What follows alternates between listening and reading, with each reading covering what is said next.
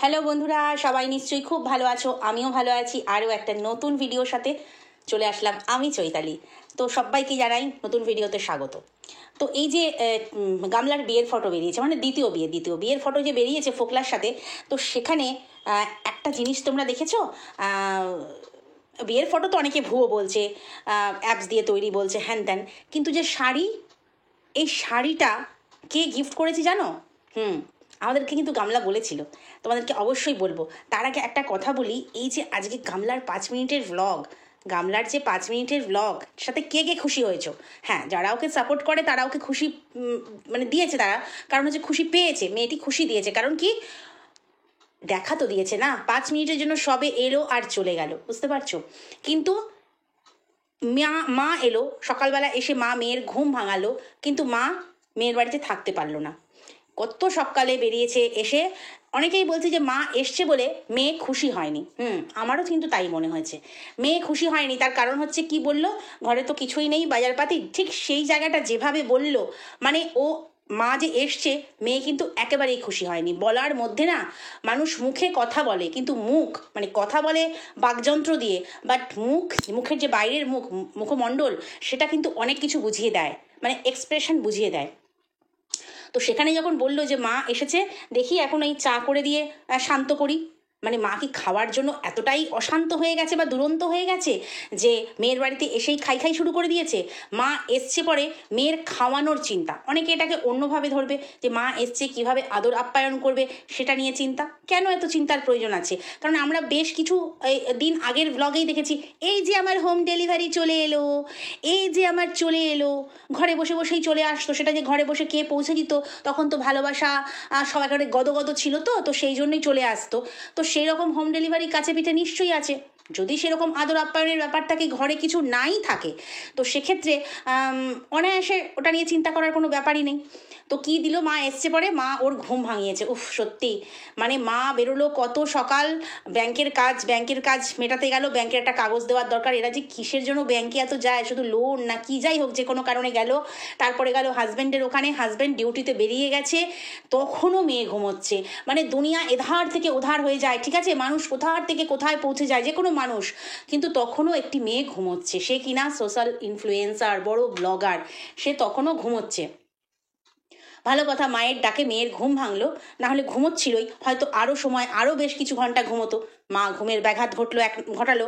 1 নম্বর, কেন খুশি হবে মায়ের প্রতি, কেন বিরক্ত হবে না এই রকম যদি মেয়ে হয়? দ্বিতীয় কথা হচ্ছে, মেয়ে তোমার রাত বিরেতে অনেক ডিউটি করে, রাত বিরেতে প্রচুর ডিউটি চলে, তো সেই জন্য সকালটা ঘুমটা পুষিয়ে নেয়। সেটা যদি মা গিয়ে ওই ডোরবেল বা ফোনের বেল, ফোন রিং করে যদি ঘুম নষ্ট করে, বিরক্ত তো হবেই। এটা একটা ব্যাপার গেল। এবার হচ্ছে তোমার খাওয়া দাওয়া, ঘরে কিছুই নেই। একটা সংসার, তুমি সংসার পেতেছো, হাজার ঘন্টা ফার্নিচার কিনেছো, শোয়ার জন্য বিছানা করেছো, বিছানা কিনেছো, মানে ম্যাট্রেস ফ্যাট্রেস হেনা তেনা সমস্ত করেছো, ঘরে দুটো বিছানা করেছো। একটা মানুষের বেঁচে থাকতে গেলে খাদ্য প্রয়োজন, হ্যাঁ, অন্ন বস্ত্র বাসস্থান। তো অন্যটা নেই কেন? অন্য অর্থাৎ খাবার অর্থে বলছি। তো একটা মানুষের ঘরে একা হলেও কিন্তু খেতে লাগে।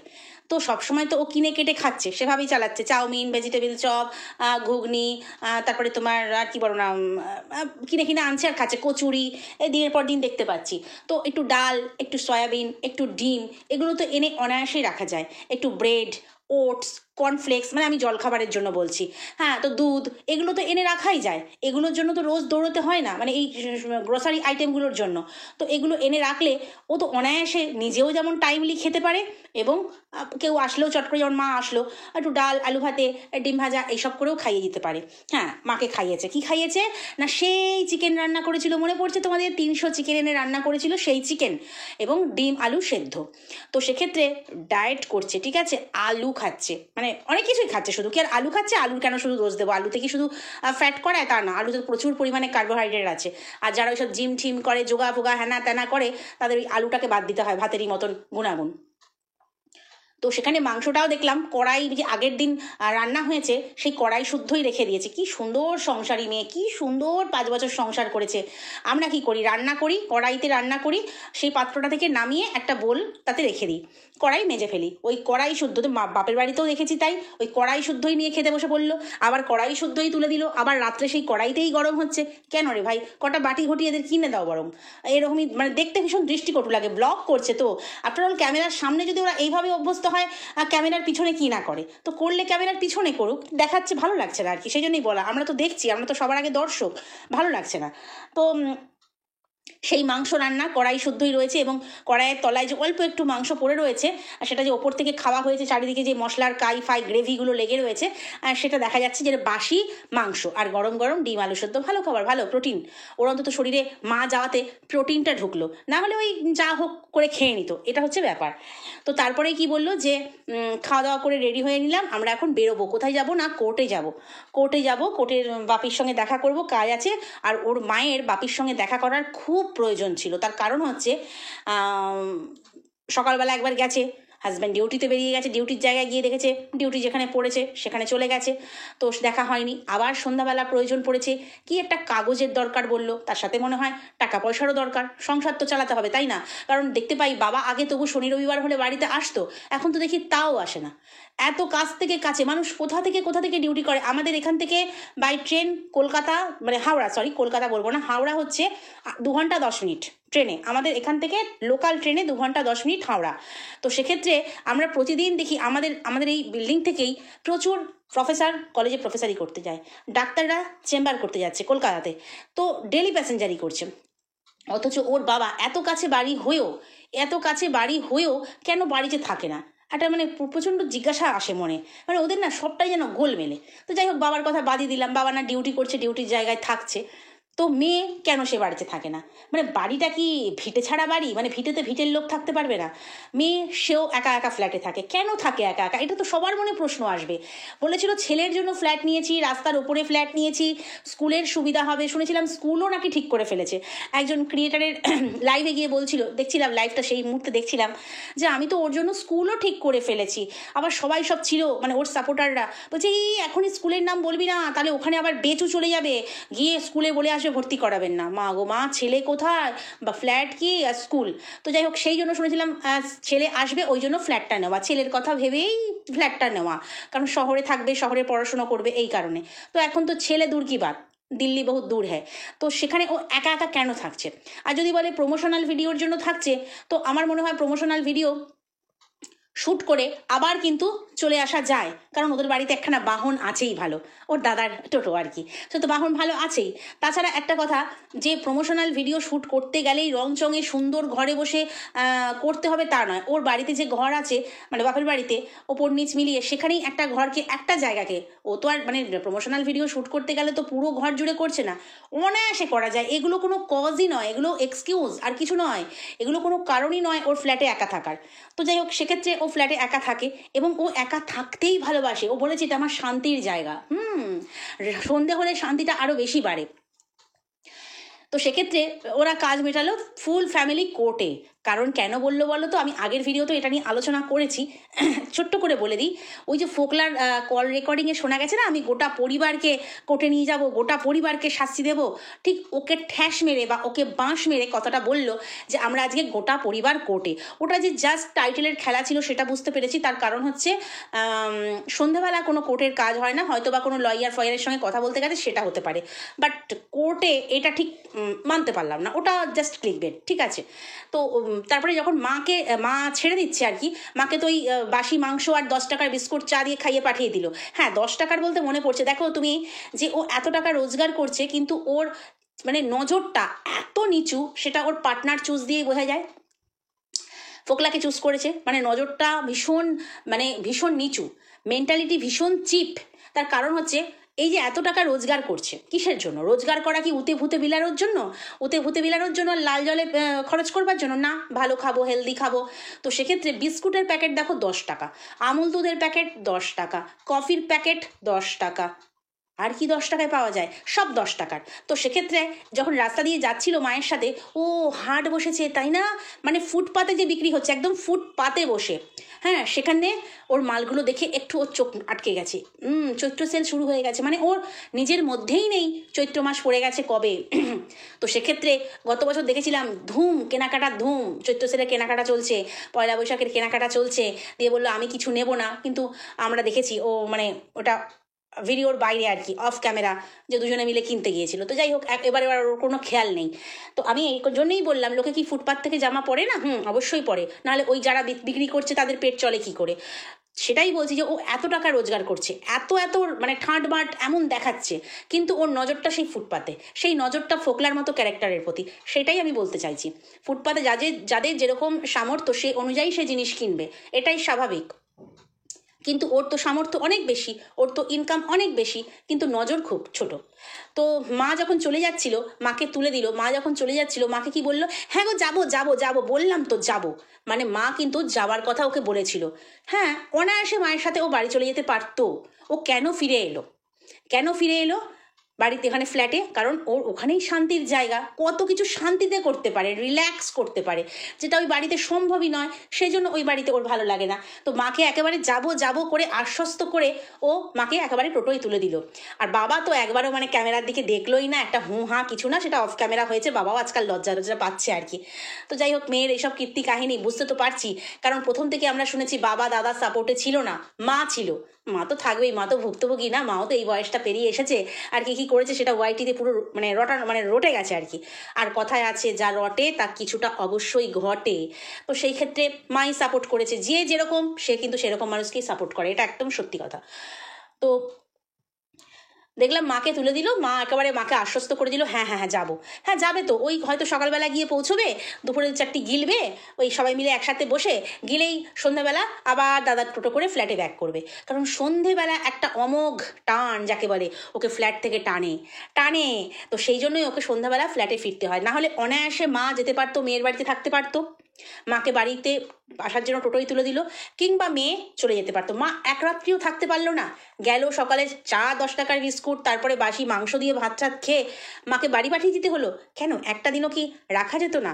হ্যাঁ, যখন ওই ফোকলা কদিন মানে ছাড়াছাড়ি ব্রেকআপ, কেউ আসেনি, হ্যান ত্যান এ সমস্ত হচ্ছিল, যখন ফ্ল্যাটে কেউ আসতো না, আদার্স কেউ আসতো না, তখন কিন্তু মা এসে কাচা ধোয়া করে থেকে মা মেয়ে সুন্দর ব্লগ দিচ্ছিল, ঠিক আছে। হঠাৎ করে মাকে ভাগিয়ে দিল, কারণ সন্ধ্যাবেলায় যে মানে সন্ধে হয়ে গেলে ফ্ল্যাটে একেবারে নো এন্ট্রি, পরিবারের লোকেদের জন্য নো এন্ট্রি, শুধুমাত্র স্পেশাল লোকেদের তখন এন্ট্রি হবে। এটা হচ্ছে সন্ধ্যের কাজ কারবার। সেই জন্যই ও সন্ধ্যেতে বাড়ি যেতে পারলো না, সন্ধ্যায় নিজের বাড়িতে মাকে রাখতে পারলো না, এটা হচ্ছে ব্যাপার।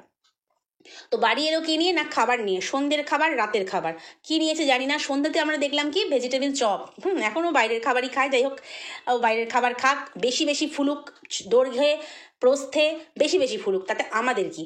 তো যাই হোক, তো সেক্ষেত্রে ওর পয়সায় ও খায়, যেমন লাল জলের ব্যাপার, ও বলেছে একজন ওর পয়সায় ও খায়, তোমার বাপের কি, কমেন্টে একজনকে উত্তর দিয়েছে আর কি, মানে ওর ভালোবাসার দর্শক। তো সেক্ষেত্রে হ্যাঁ, ওর পয়সায় ও ভেজিটেবিল নিয়ে এসছে, সরি ভেজিটেবিল চপ নয়, ভেজিটেবিল নিয়ে এসছে। কোথায় এত ভুল, নাকি মাথায় কিছু নেই, কি জানি বাবা। তো ওটা খেতে খেতেই ওর ভিডিও শেষ হয়ে গেল আর কি, মানে শেষ করার মতন সেই পজিশনও এখন আর নেই যে একটা গুড বাই বলে শেষ করবে, সেটার প্রয়োজনও পড়ে না, সেটার পরিস্থিতিতে ও থাকে না। এবারে কথা হচ্ছে যে ও আমাদেরকে বোঝাতে চাইলো একটা হেয়ার ড্রায়ার নাকি হেয়ার ক্রিম্পিং টাইপের একটা মেশিন হাতে নিয়ে আমাদেরকে বোঝাতে চাইলো, কিন্তু কোনো সাজগোজ নেই, যে এইটার এইবার শ্যুট করব, প্রমোশনাল ভিডিও শ্যুট করব।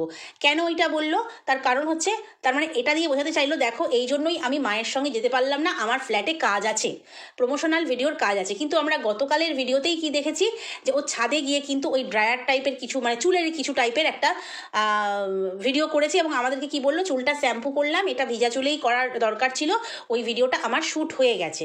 কিন্তু আজকে আমাদেরকে কি বললো, যে এটার এখন শ্যুট করব। কিন্তু শ্যুট করতে গেলে ও যে একটা ড্রেস কোড পরা, আমার একটা সাজুগুজু করা, সেটা করেনি, নর্মাল নাইটি পরেই বললো এটার এখন আমি এটা শ্যুট করব, ঠিক আছে। তো সেক্ষেত্রে আমার মনে হলো যে ওটার শ্যুট অলরেডি ডান, কিন্তু আমাদেরকে কেন বললো এটা, যে দেখো এই জন্যই কিন্তু আমি মায়ের সঙ্গে বাড়ি যেতে পারলাম না, রাত্রিবেলা মানে সন্ধ্যেবেলা আবার বাড়ি ফিরে আসতে হলো।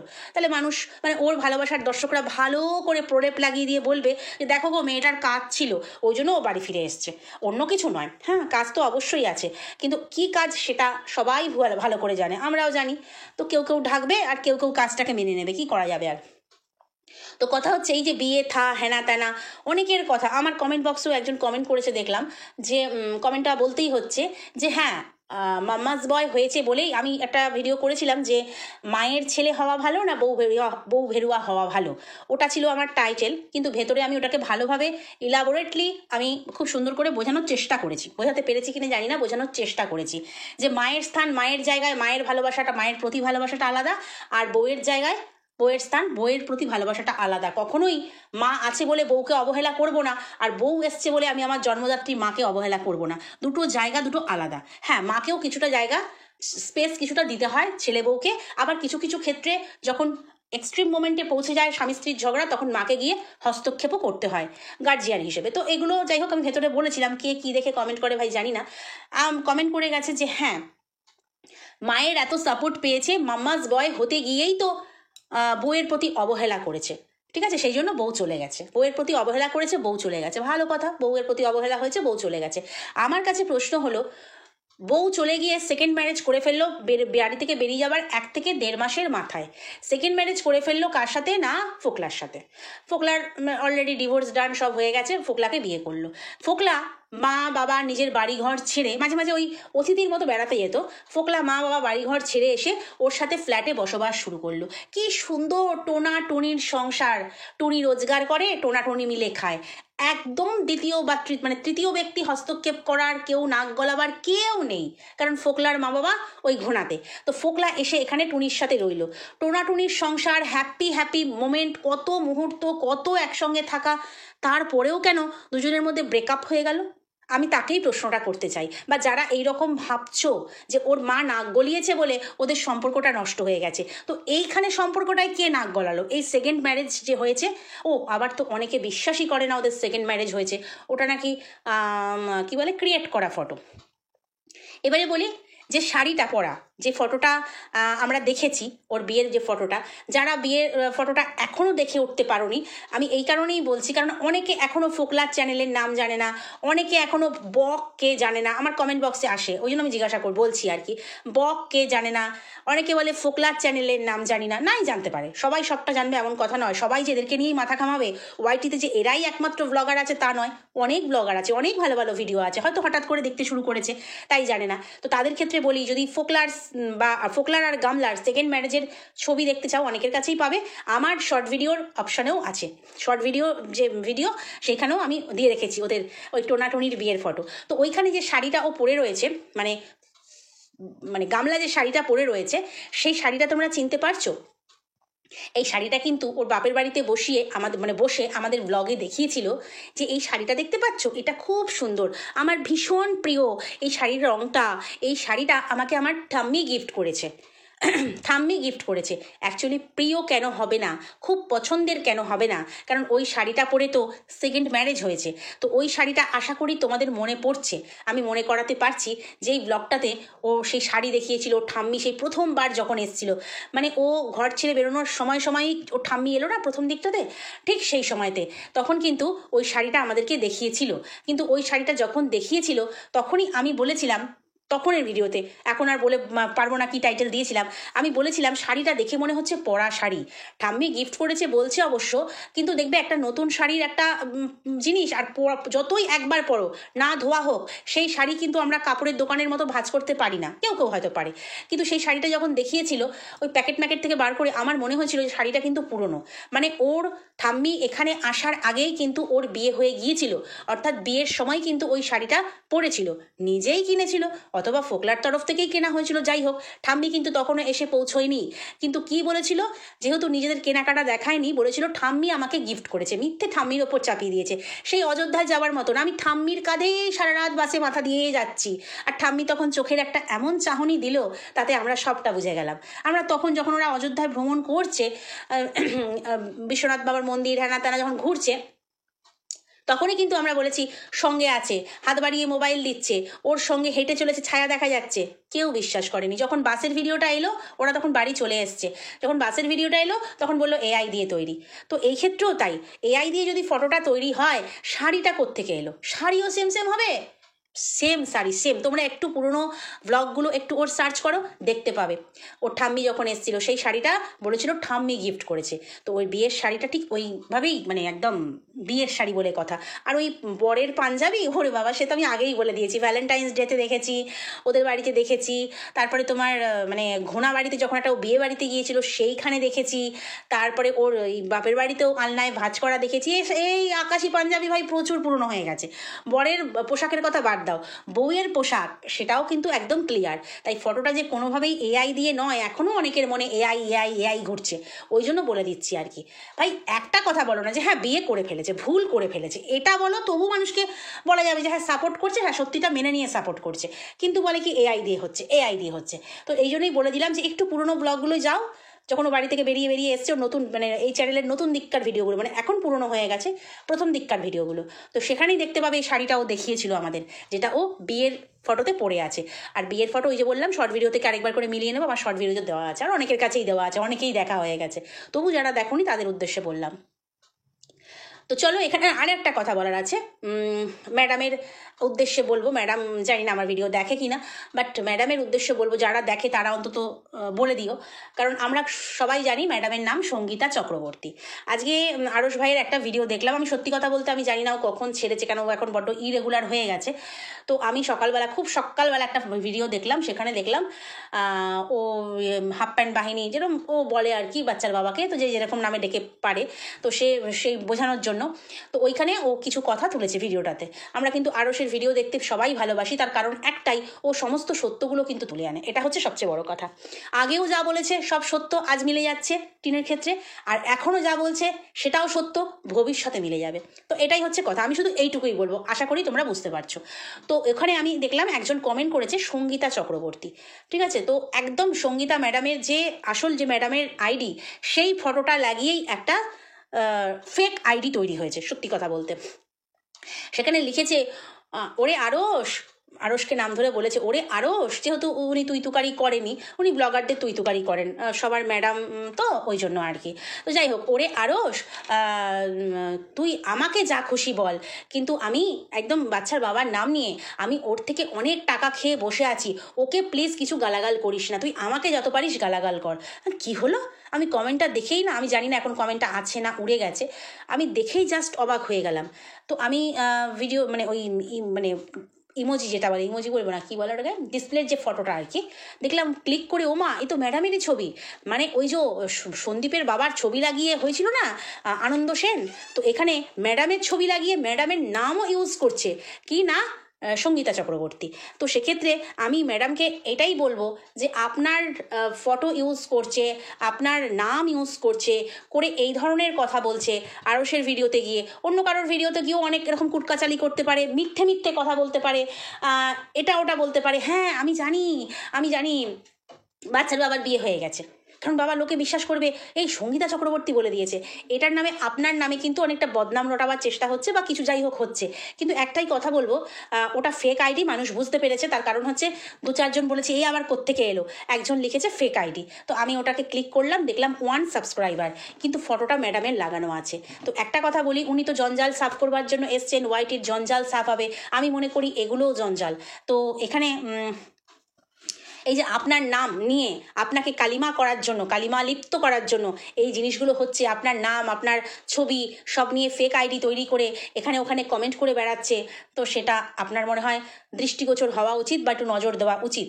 কারণ আপনি তো কি বলবো, মানুষের অধিকার নিয়ে কাজ করেন, কিন্তু নিজের অধিকার লঙ্ঘন হচ্ছে কোথাও, এগুলো কিন্তু ঠিক নয়। মানে সাইবার অফেন্স, এটা একটা ক্রাইম আমার মনে হয়। কারোর ডিপি লাগিয়ে কারোর নাম ইউজ করে এগুলো করাটা সত্যিই বোধহয় ক্রাইম। তো সেটা হচ্ছে, তো এদিকে একটু দৃষ্টিপাত দিতে বলবো। তো চলো ভিডিওটা এখানেই শেষ করি, নেক্সট ভিডিওতে আবার আগামীকাল কথা হবে। খুব ভালো থেকো, সুস্থ থেকো, সাবধানে থেকো, আর যদি কোথাও ভালো লাগে লাইক কমেন্ট শেয়ার সাবস্ক্রাইব করে সঙ্গে থেকো। Good night.